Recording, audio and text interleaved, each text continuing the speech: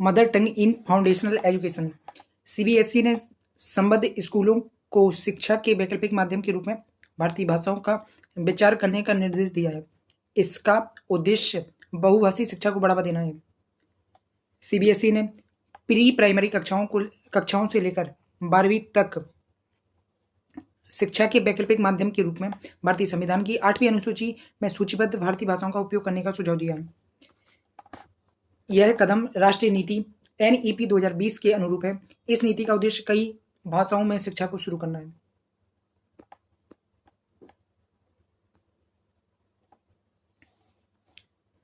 मातृभाषा में शिक्षा से संबंधित संवैधानिक प्रावधान। सबसे पहले है संविधान का अनुच्छेद 350A। सरकार को यह सुनिश्चित करने का प्रयास करना चाहिए कि अल्पसंख्यक समुदाय के बच्चों को उनकी मातृभाषा में शिक्षा मिले। शिक्षा का अधिकार अधिनियम 2009 जहां तक संभव हो स्कूलों में शिक्षा का माध्यम बच्चे की मातृभाषा होनी चाहिए। बेहतर संज्ञानात्मक भाषा। मातृभाषा के अलावा किसी अन्य भाषा में शिक्षा प्रदान करने से प्रायः बच्चों की समझ प्रभावित होती है। परिणाम स्वरूप बच्चों में विषय को रटने और नकल करने की प्रक्रिया विकसित होती है। दूसरा लाभ होता है व्यक्तित्व विकास। मातृभाषा में शिक्षा प्रदान करने से बच्चों का आत्मसम्मान और आत्मविश्वास बढ़ सकता है। बेहतर जुड़ाव। तीसरा पॉइंट है बेहतर जुड़ाव। कई अध्ययनों से पता चला है कि मातृभाषा में शिक्षा प्रदान करने से कक्षा में विद्यार्थियों की भागीदारी बढ़ती है। इससे पढ़ाई बीच में ही छोड़ देने वाले मतलब जो ड्रॉप आउट वाले विद्यार्थियों की संख्या और एक ही कक्षा में फेल होने के कारण फिर से पढ़ने की दर में भी कमी आती है। Home school partnership. माता पिता अपने बच्चों की शिक्षा में भागीदार बन सकते हैं और छात्रों को सीखने के अनुभव को और अधिक बेहतर बनाने में भी मदद मिल सकती है। तो होम स्कूल पार्टनरशिप से को बढ़ावा मिल सकता है।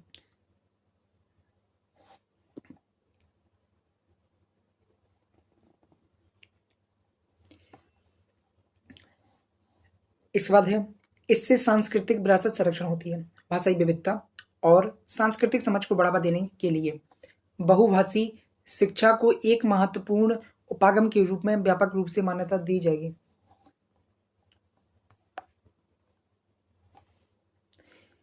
स्कूलों में मातृभाषा के प्रयोग में चुनौतियां। सबसे पहले है भाषाओं की विविधता। 2011 की जनगणना में 270 मातृभाषाओं की पहचान की गई है।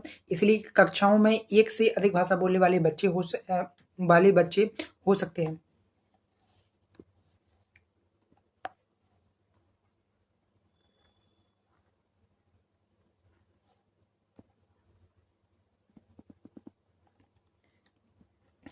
परिवर्तन के प्रति स्कूलों का विरोध। सीबीएसई या ICSE से संबंधित स्कूलों को मातृभाषा या प्रमुख क्षेत्रीय भाषाओं को अपनाने के लिए प्रोत्साहित करने के बावजूद तो चुनौतियां कौन कौन सी है। सबसे पहले है भाषाओं की विविधता बहुत ज्यादा है।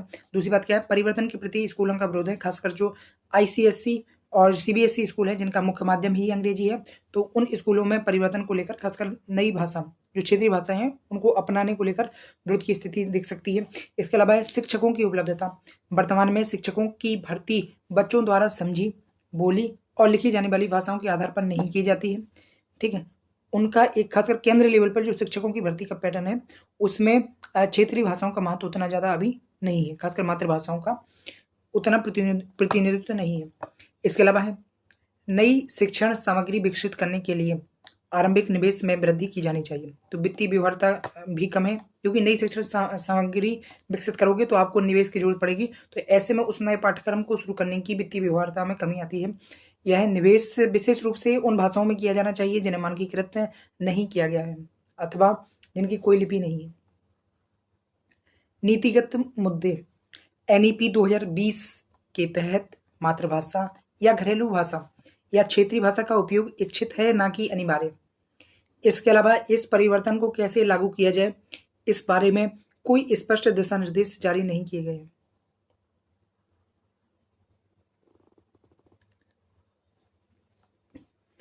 अंग्रेजी को प्राथमिकता। माता पिता मानते हैं कि अंग्रेजी भाषा का ज्ञान भविष्य में उनके बच्चों के लिए अत्यंत सहायक सिद्ध हो सकता है। मातृभाषा में शिक्षा को बढ़ावा देने को लेकर सरकार के द्वारा कौन कौन सी पहलें की गई हैं? तो इसमें सबसे पहली बढ़ावा देने के लिए पहले तो बुनियादी चरणों के लिए राष्ट्रीय पाठ्यचर्या रूपरेखा 2022, तो इसको बोल सकते हैं national curriculum framework for foundational stage. इस करिकुलम में सिफारिश की गई है कि 8 वर्ष की आयु तक शिक्षा का प्राथमिक माध्यम मातृभाषा होनी चाहिए।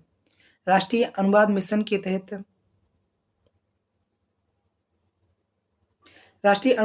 तहत 8वीं अनुसूची में उल्लिखित भाषाओं में अलग अलग विषयों की पाठ्य पुस्तकों का अनुवाद किया जा रहा है।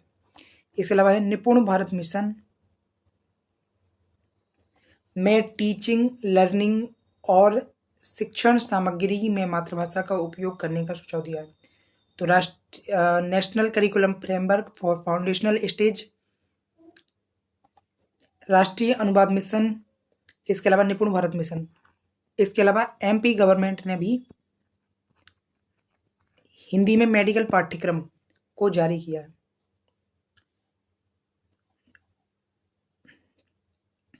आगे की मतलब क्या आप जानते हैं? सबसे पहले ओडिशा बहुभाषी शिक्षा शुरू करने वाला एकमात्र राज्य है।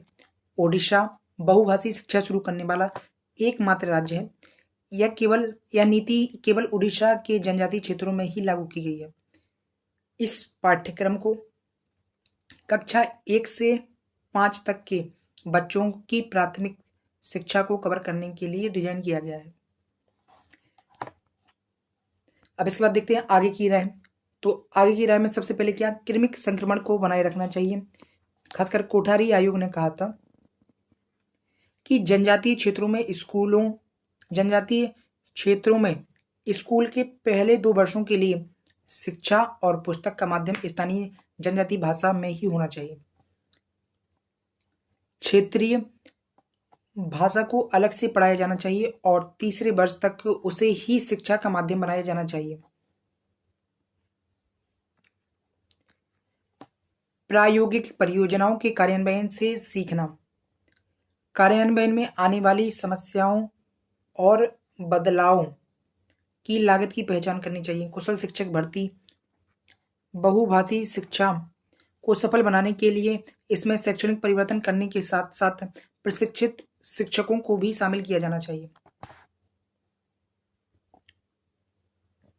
इसके बाद है बेस्ट प्रैक्टिस। तो बेस्ट प्रैक्टिस को अपनाना।